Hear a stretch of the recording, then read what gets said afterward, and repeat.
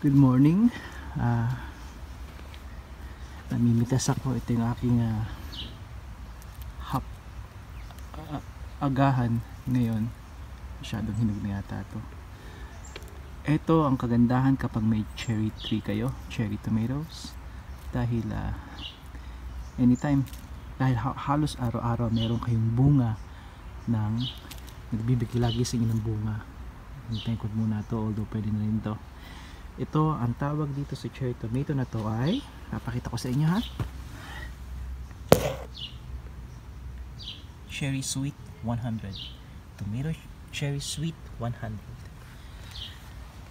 Napakatamis. Popular to sa mga hardinero na napakatamis niya.